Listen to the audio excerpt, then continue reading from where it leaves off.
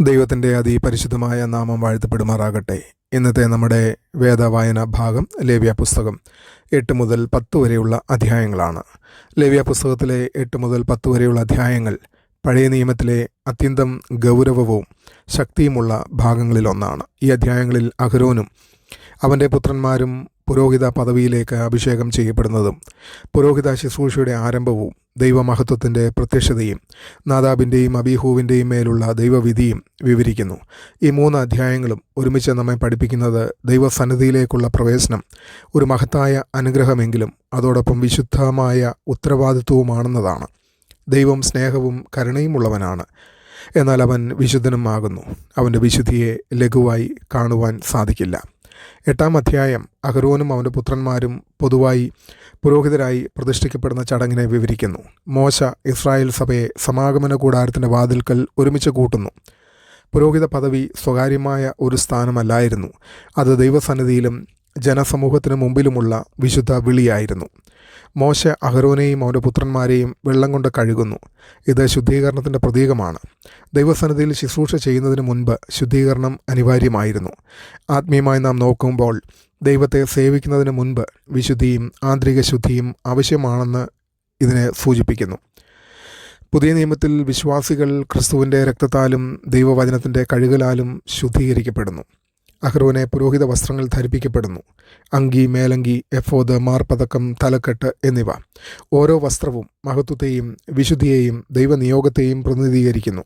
പുരോഹിതൻ തൻ്റെ സ്വന്തം വ്യക്തിത്വത്തിൽ അല്ല ദൈവസന്നിധിയിൽ പ്രവേശിച്ചത്. ദൈവം കൽപ്പിച്ച രീതിയിൽ അണിഞ്ഞൊരുങ്ങിയാണ് അവൻ വന്നത്.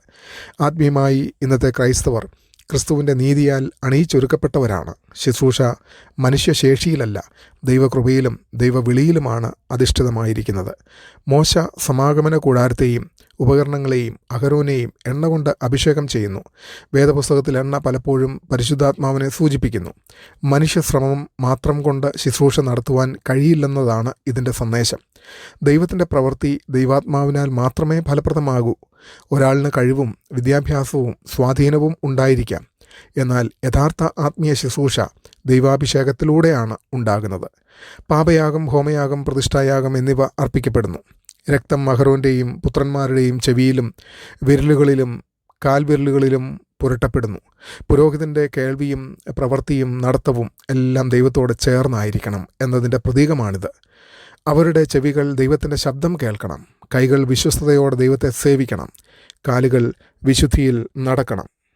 പുരോഹിതന്മാർ 7 ദിവസം സമാഗമന കൂടാരത്തിൽ പാർക്കുന്നു.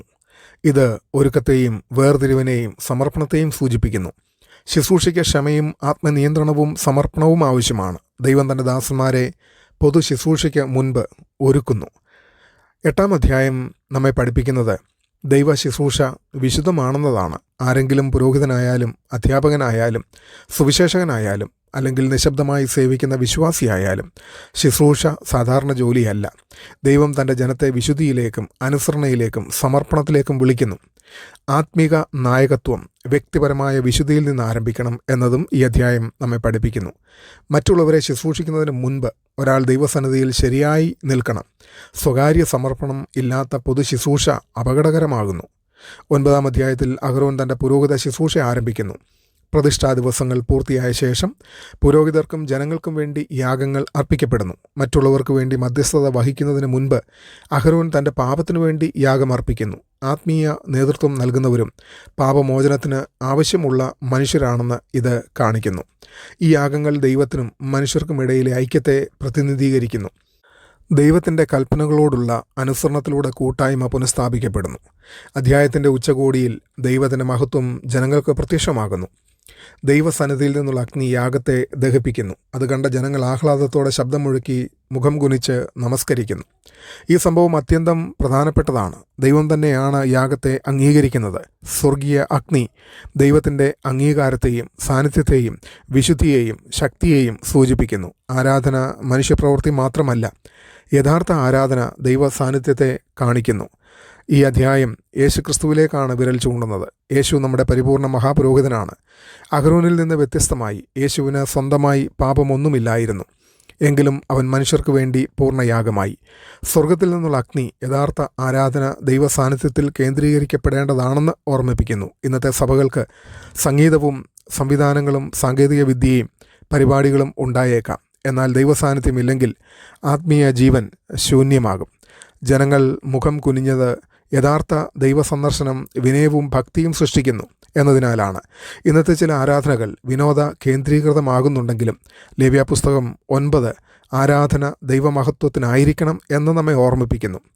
10-ാം അധ്യായം ഞെട്ടിപ്പിക്കുന്ന സംഭവത്തോടെ ആരംഭിക്കുന്നു. അഹരോൻ്റെ പുത്രന്മാരായ നാദാബും അബീഹൂവും ദൈവം കൽപ്പിക്കാത്ത അഗ്നി ദൈവസന്നിധിയിൽ സമർപ്പിക്കുന്നു.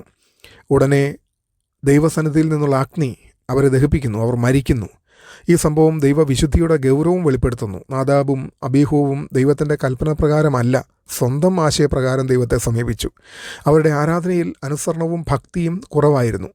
അന്യാഗ്നി എന്തായിരുന്നു എന്നതിനെക്കുറിച്ച് വ്യത്യസ്ത വ്യാഖ്യാനങ്ങൾ ഉണ്ടെങ്കിലും മുഖ്യ സന്ദേശം വ്യക്തമാണ്. അവർ വിശുദ്ധ കാര്യങ്ങളെ ലഘുവായി കണ്ടു. പിന്നീടുള്ള വാക്യങ്ങൾ മദ്യപാനത്തെക്കുറിച്ച് സൂചിപ്പിക്കുന്നതിനാൽ ആത്മീയ ജാഗ്രതയില്ലാതെ അവർ ശുശ്രൂഷ ചെയ്തിരിക്കാമെന്ന ആശയവും ഉണ്ട്.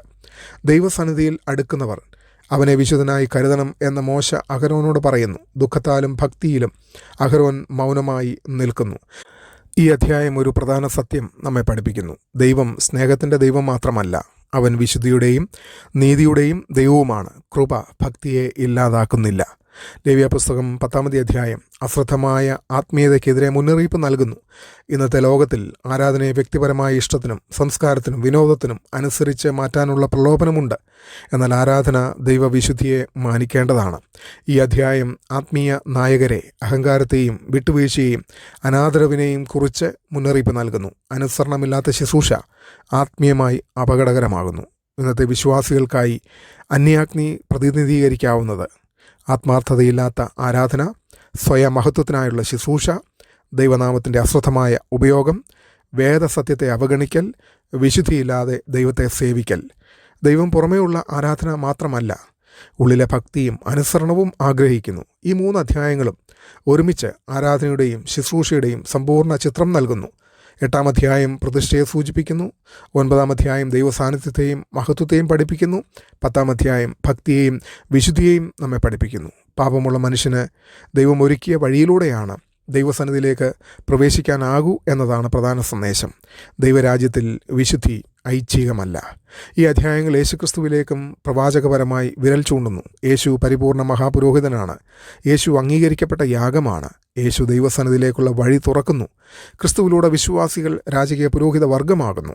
അതേസമയം കൃപ ആത്മീയ അശ്രദ്ധയ്ക്ക് കാരണമാകരുതെന്ന് വിശ്വാസികൾ ഓർക്കണം. ദൈവത്തിൻ്റെ സ്നേഹവും വിശുദ്ധിയും എപ്പോഴും ഒരുമിച്ചാണ് പ്രവർത്തിക്കുന്നത്. നാം ദൈവത്തെ യഥാർത്ഥ ഭക്തിയോടും അനുസരണത്തോടും കൂടിയാണോ സമീപിക്കുന്നത്? അല്ലെങ്കിൽ നമ്മുടെ സൗകര്യത്തിനും വികാരങ്ങൾക്കും അനുസരിച്ചാണോ? നമ്മുടെ ചിന്തകളിലും പ്രവൃത്തികളിലും ആരാധനയിലും ദൈനംദിന ജീവിതത്തിലും നമ്മുടെ ക്രൈസ്തവ ജീവിതം യഥാർത്ഥത്തിൽ ദൈവത്തിനായി പ്രതിഷ്ഠിക്കപ്പെട്ടതാണോ? ഈ വചനങ്ങളാൽ ദൈവം നമ്മെ എല്ലാവരെയും അനുഗ്രഹിക്കട്ടെ. ആമേൻ.